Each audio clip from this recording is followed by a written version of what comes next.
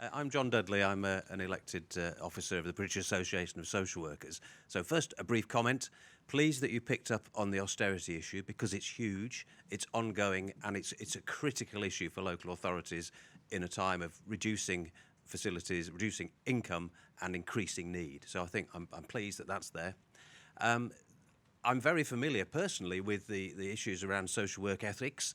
I'm less familiar with the mechanics of machine learning, and what I haven't heard today, having come fresh to the subject effectively, and it's not in the executive summary, is as an example, the sort of thing that you are testing family views and service user views against, the sort of things that are currently being done that actually people were responding to. So I'd quite like an example, if that's possible, of the sort of actual practice, current practice, that these ethics were being tested against.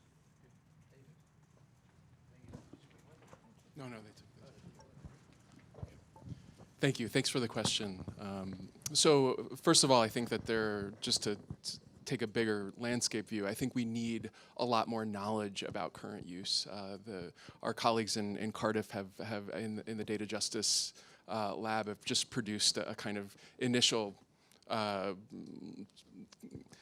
picture of some of the uses, but we don't really know yet, and we really do need sort of extensive engagement in asking good questions and finding out from local authorities where these predictive risk models and whatnot are being used. A use case for a predictive risk model could involve a decision support, automated decision support system that's used for producing a kind of spectrum of risk that informs a frontline worker of the potential for a child to come under harm. So the definition of an outcome would be, ends up in care in a certain period of time, right? That might be a definition of risk, right? That they'll end up in care. And that system would be maybe hypothetically, processing all sorts of different administrative tranches of data in order to pick up patterns that are indicative of some type of future risk. In terms of what we've done in the report, and I would urge that you actually go in and read it, because we do go into the details of this in this area, and we have plenty of different examples. But I would say that when we're going into the kind of use cases, we do go from the pressure points of the design and implementation into the use case. So in other words, we don't start with an example and then build out. We start with the machine learning lifecycle and pull up the various needs in the flow. How do you properly pre-process your data? What are good sort of mechanisms of implementation when the frontline worker is actually seeing the results of a prediction, a risk score? And so I would just recommend that you look at the report for that.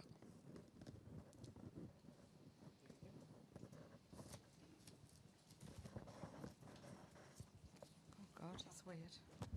Just talking to them. All right. Yes. I'm Sue Robson. I'm a social scientist. I've also lived with the consequences of bad social work decisions for the last 25 years. I care for my daughter, who's a polysubstance misuser, and my grandson, who has multiple disabilities. That I can see a fundamental flaw in the ethics, and I'm quite surprised that you've looked at however many 19 ethical models that you're claiming to be human rights based, but this is all based in an impartial model of ethics, which is devoid of relations, like emotions. And so for me, it's completely contradictory. You can't say that that's a human rights framework, because it isn't. It's an impartial ethical model. So words like professional boundaries, words like impartiality, professionals cannot be impartial. Data cannot be impartial. It has a context, and the self and the identity of a professional is absolutely central to the practice. You can't get away from that. You can't take away bias, and you can't take away impartiality. Data doesn't exist in a vacuum. It's with an ever-changing, turbulent social context, right? So it's not still. I'm really surprised that you haven't looked, and I maybe when I look at the report it'll be there, that you haven't looked at the thesis of reflexivity in terms of professionalism and in terms of research. And if it's not in the full report, then I'm going to be quite disappointed about that. So, and you know that I could say more, but I won't. Thanks, Sue.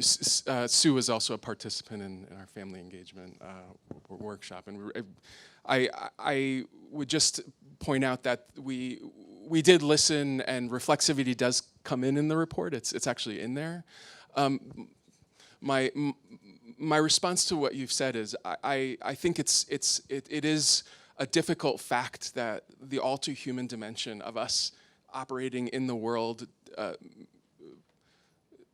makes our actions subject to bias, makes our actions subject to various forms of prejudice all the time. It's not to say that we can ever shake our, the embodiment that we have in our cultural predispositions and all of the factors that might produce prejudice in our judgments.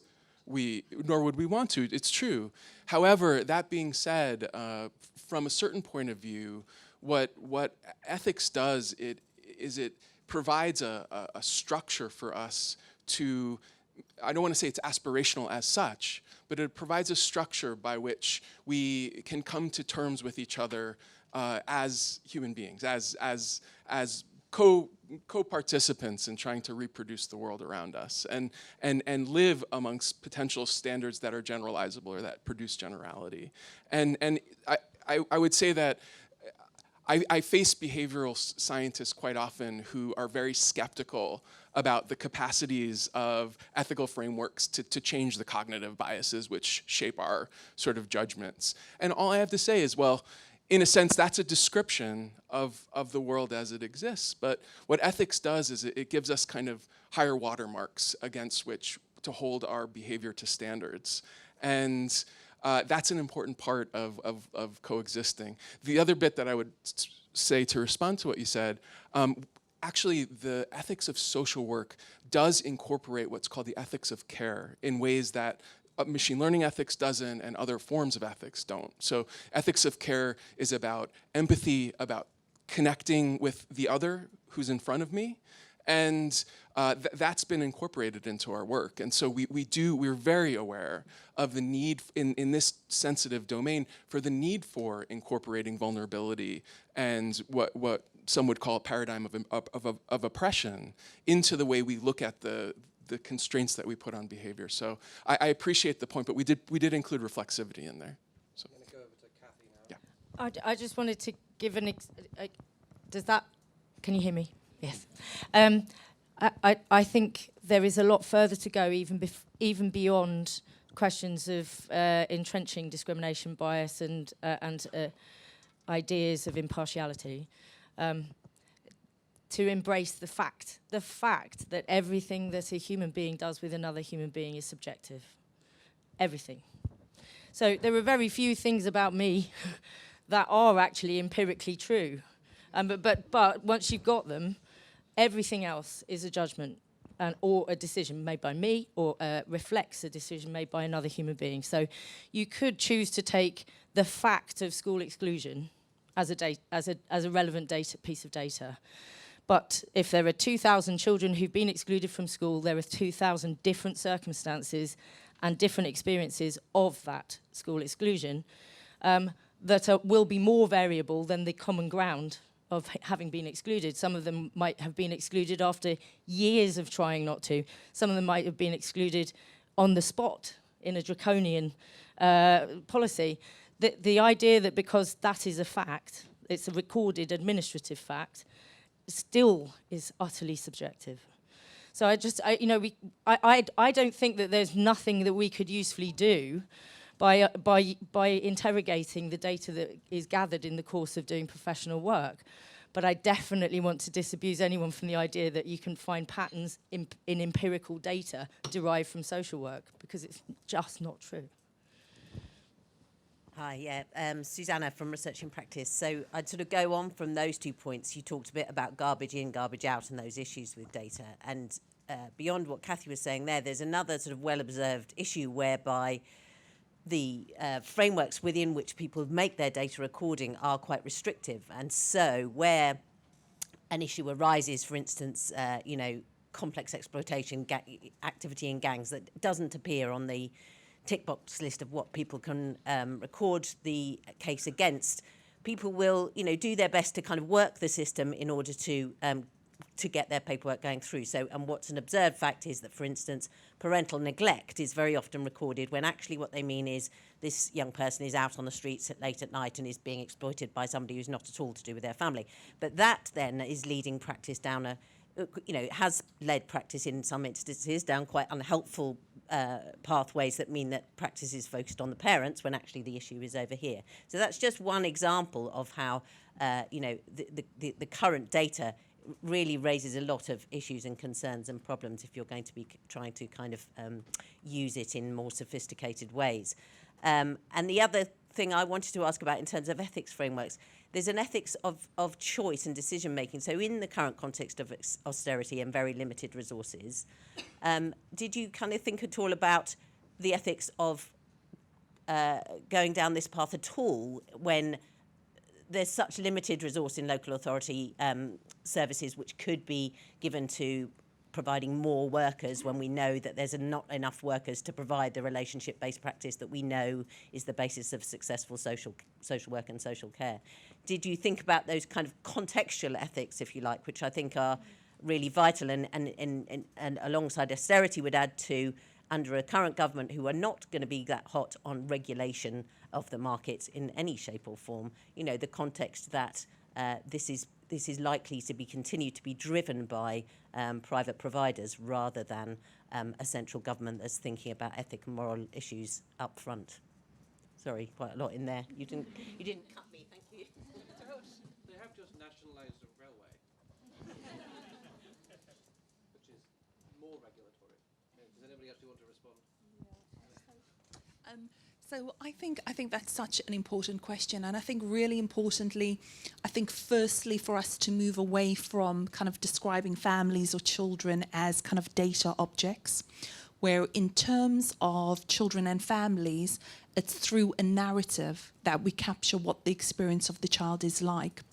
So yes, in terms of if the social worker records things, they have the binary option of ticking different boxes that can be pulled through, but they also have boxes that allow them to describe the lived experience of the child. And I think that's really important. So, why are we doing this work? Why are we thinking about data capturing? Why are we thinking about data recording? I think at the heart of it, it always needs to be the outcome for children and young people. And I think we also shouldn't get into this thinking about, what should that capturing be like. Instead, I think the most important aspect should always be, if I'm recording this and a young person becomes an adult and they're going to read their case file, has it been written in a respectful, kind and helpful manner for this young person when they're reflecting back on their life and their intervention with social care. So I think that's really important when we're kind of thinking about data, because I think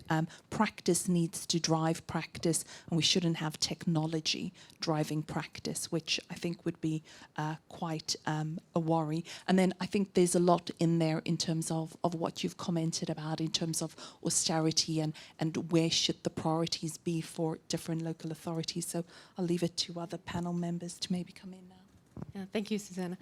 I'll pick up on your first part about data. I think a lot of our recommendations ended up being about trying to understand the data better and understand its context of use throughout the report, and in talking about how it, hypothetically, how it could be, machine learning could be implemented ethically. There's talk about that data cycle and about understanding it, and there's talk about the drop-down menus and what those leave out, and are they used in the way we think they're being used? So part of our main recommendations is really understanding the data as a basis, and that's very important. In our round table, and understanding and using perhaps the data to understand context more broadly, as descriptive to in the ways, and rather than in ways which would be kind of inappropriate given data quality. In our roundtable, I know that in discussing why machine learning was being considered or being used in different local authorities, this context of limited resources came into play, but it came into play in an opposite way that you're talking about there. It came into the way of how important it is to target services to those most in need, and can we use it in a way that would do that? And that's a question really about data, about the science, about the ethics. Very different question. I don't know, David, if you wanted to respond to the broader discussion of ethics at all? Yeah, I mean, I would just say that this idea of context is extremely important. In a sense, ethics is always contextual, because we are constantly trying to apply, you know, the various critical principles. I mean, it's reflexivity, right? We're involved in a world in which we're moving around and dealing with true empirical problems, and then applying ideas and trying to figure out where to go. And in the austerity dimension of things, we call for reflection on this. I think we really do need to confront the issues that you're bringing up in terms of how the constraints as they exist through the priorities of efficiency, or, you know, cost effectiveness, staffing in ways that address the impossible problem of understaffing, right? All of these things, they need to inform how we look at the potential to use these systems responsibly. And there's ethics behind that, right? There's an ethical texture to saying, well, if these conditions aren't right for us to do this in a correct way, in a justifiable way, then we shouldn't be doing it. And so there's ethics in there, in the context. I'm going to take a few questions. Hello, Philip Gillingham from the University of Queensland, from the Centre of Excellence for Automated Decision Making in Society. So obviously I've got some experience of this, but I just want to come back to one of Kathy's comments. Is it legal for local authorities to use our data, I mean not mine because I live in Australia, but in this way?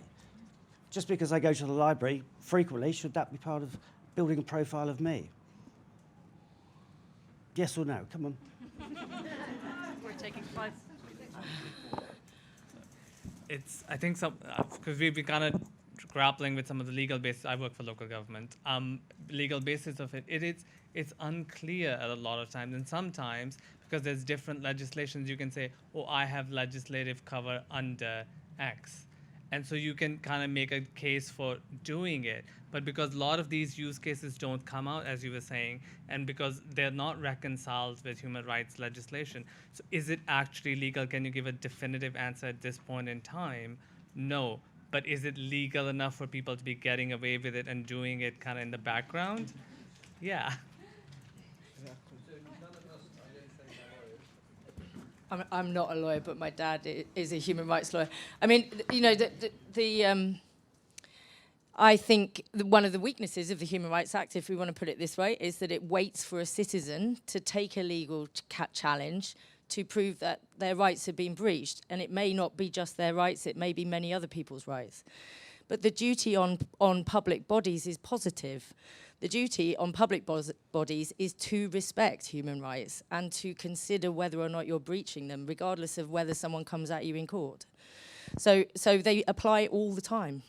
It's not that if there hasn't been a court case, then it's murky. A court case might clarify it, but they apply it all times. All of our rights, they're mine, they're yours. And if they're breached, there have to be procedures for weighing up how did you decide it's okay to breach them? It has to be provided for by law, necessary and proportionate. And if you've gone through that process and end up in court, then that might be your defense, but it doesn't mean that the law doesn't cover it.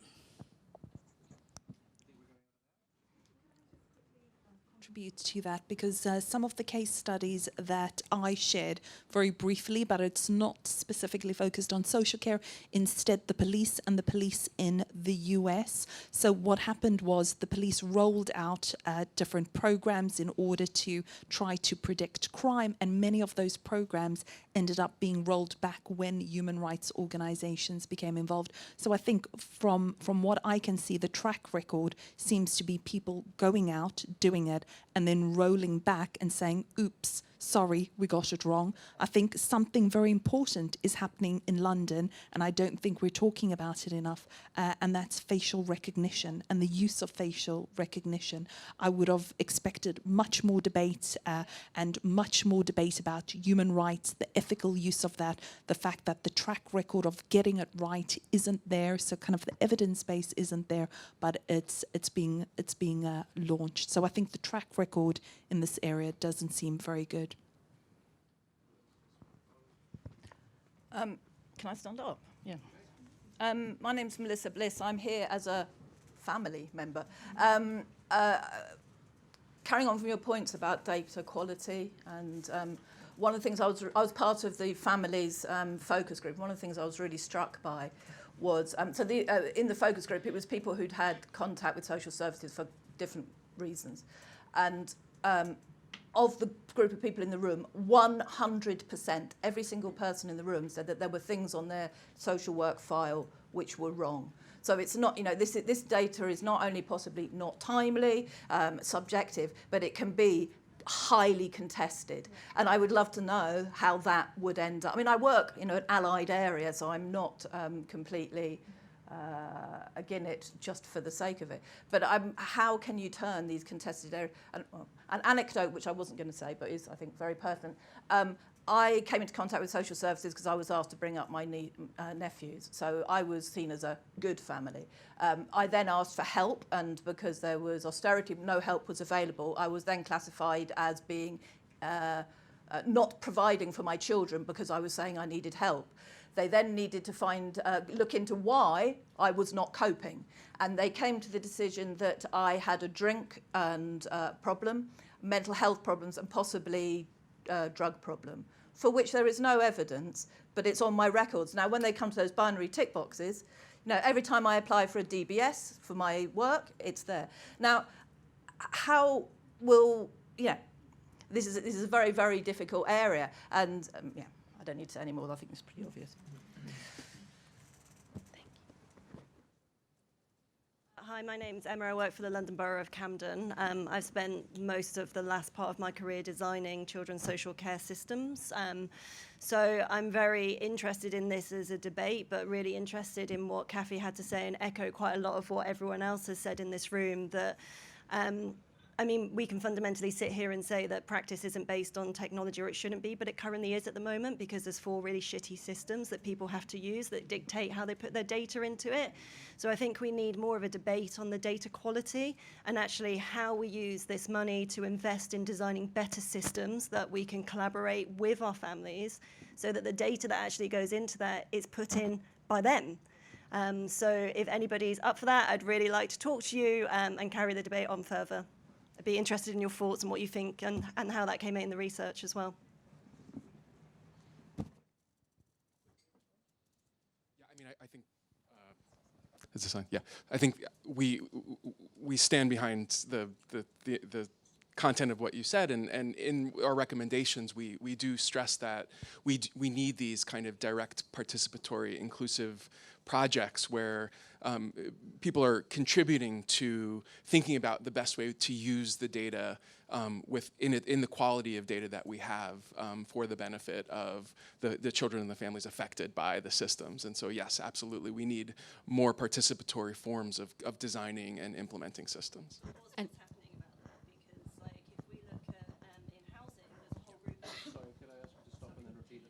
So I was just going to challenge that, because what we're doing about that, because if we look at housing, there's about 6 London boroughs that are now coming together to pool their investment to say Northgate is not the system that we should use. How can we collectively pool our resources to design something better with citizens involved? Like, I expected that that's what the World Work Centre would potentially be doing around the kind of whole system reform in children's social care as well. So, I think we do need to have a more challenging debate in this area, and it's not just enough to say there's a recommendation to do something about it. Can we actually do something about it, please? And there's a real appetite for that among those data analysts, expert data analysts. You talk about the idea of coming together. There's a real appetite for that among those local authority data analysts and others to be thinking in that way. A lot of those scrap data systems you're talking about, again, it's the market driving charging and recharging to individual local authorities for, adjustments to those data systems that have already been paid for by public money and then are being repaid for 152 times by other public money. And it's a very wrong use of resource, limited resource. I'm going to go to Kathy to give Fiona a chance to run around to the lady with the green phone. All of those points differently, but particularly yours at the back there raised for me a point that I don't think we've covered, which is the question of whose data is it anyway? In a global world in which data as a commodity is now apparently more valuable than oil, there are serious questions about ownership and control over data that relates to you. In the example that you've given, that is assumed to be data about you, but it came not from you. It belonged to the council. In property terms, it belongs to the author of it in human terms, but somebody could use it, and if it's a private company that's been contracted in to receive it and make it part of their data product, they could take it away, they can make a profit from it, they can turn it into a monopoly product. And these are other elements of the question of what we are messing around with here without a clear framework. And I think that's why I keep saying it's not no criticism of the authors here or indeed the commissioners of this report. These issues are so huge. We should be working under a very urgent mandate to sort this out for everyone about everything. I am not happy about Cambridge Analytica. I'm not happy about going online and giving my bank details to people. All of these at the same time are happening to people. And it's not, I think it's too much to expect for people to go, well, in relation to my council, I'd like to be able to co-produce the data that they have about me, in the absence of that being a normal way of going about life anywhere else in society. So, yeah, anyway. Thanks. Jen Person, Defend Digital Me. We were grateful to be invited as part of the workshop. And I will never forget the comment of one of the leading providers of these software in the sector, CEO, when we asked him the question, what's your measure of failure? And he said, not saving local authorities money.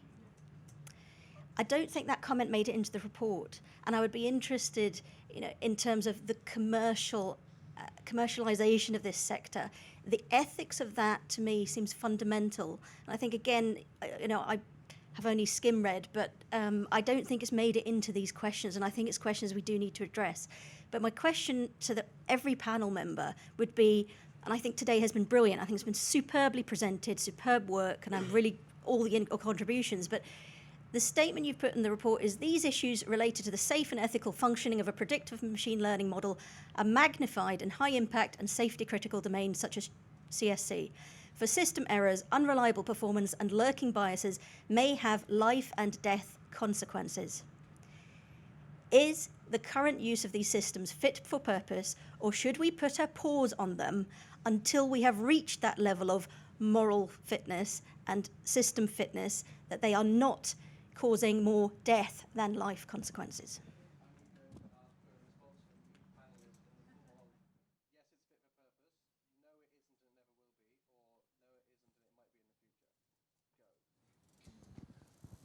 Just those words. On the basis of our review, I would side with the third of those in terms of the. Oh, and then it was. And then so. Oh. So what was the third one? Not now, in the future, possibly. Yeah, not now in the future. That is his answer. Stop. Mine is no, it isn't, and I doubt it ever will be. So can I just check, so when you're talking about systems, you're talking about the different systems that children's services are currently using for data recording? In particular, machine learning and predictive analytics in children's social care. So my answer would be, in terms of that, I would say no. But at the same time, I know that some local authorities use it. I think that in terms of the transparency around the methodology or the auditing of that hasn't been shared with anyone. So I think there should also be a movement towards sharing the lessons that have been learnt so that we understand what's going on, really.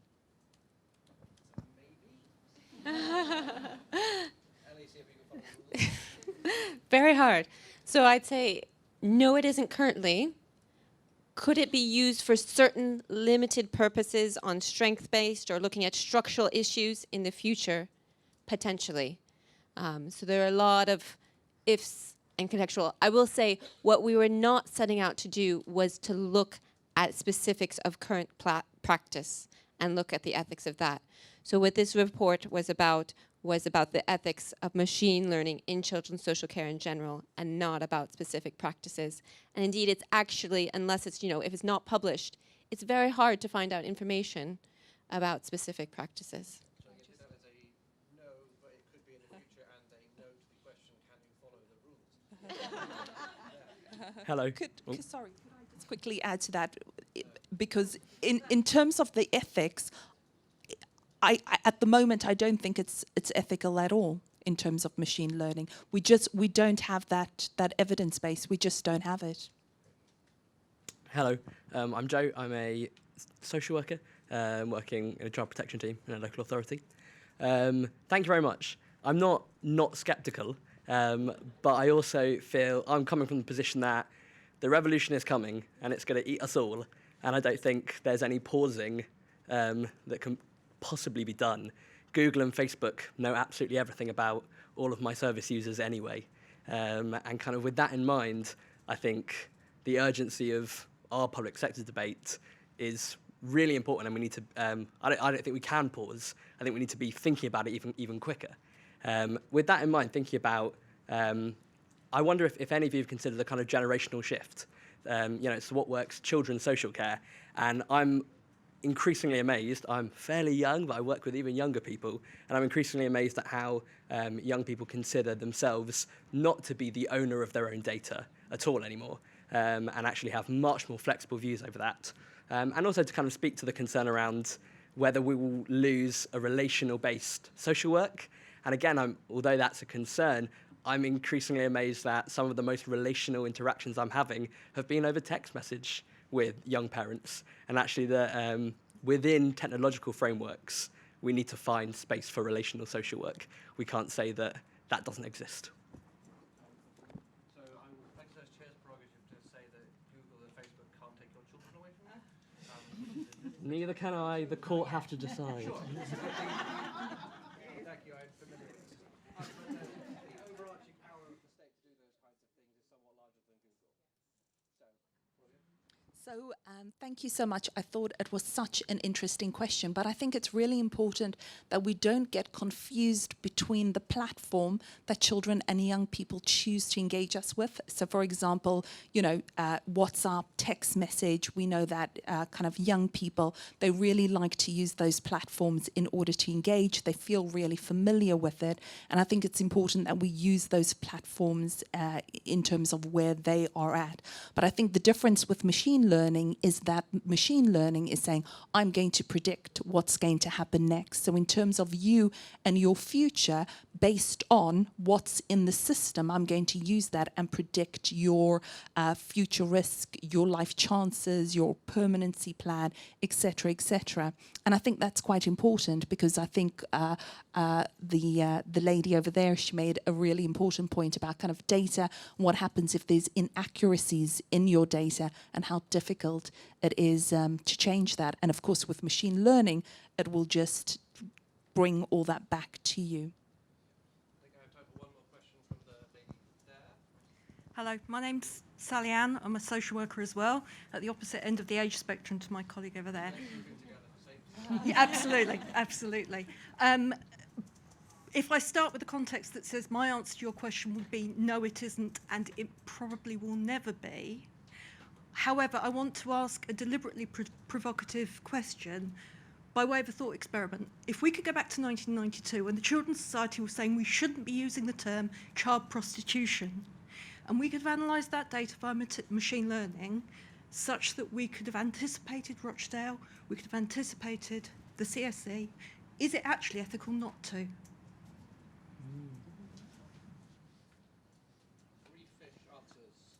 I would just say that I'm not sure that the problems in Rochdale or any of the other areas of a whole decade of grooming and abuse were about nobody knowing about it. We certainly knew about it. I was at the Children's Society throughout the 2000s. We were in round tables at the Home Office with the police force, with social services. They were being, it was known. Now the question of whether or not foresight of a risk of it might have galvanized people to do something different is an interesting one. But seeing it in front of them wasn't making people do different things. And so I'm worried about why we think that people's motivation to do something would be enhanced by it being predicted. When my experience is that most people went into the work to do something in the moment, and not to say, well, it's all about what doesn't happen after I've done something. You know, that doesn't correspond to why I went into working with young people or most people that I know of. It's about present, not future. And I think the answer is no, is my view. I don't think it would have changed the appalling ignoring of facts in front of people's faces to have predicted it earlier. So I think it's a great question, but I also think it's a great example of bias happening in practice, and whatever they would have recorded, it would have gone into the data system. So even if they use machine learning, I don't know if you kind of caught it on the slide, but I spoke about kind of machine learning and how that kind of can emphasize kind of bias, whether it's racial or sexual prejudice. And I think what we would have seen is just more of that prejudice, most probably.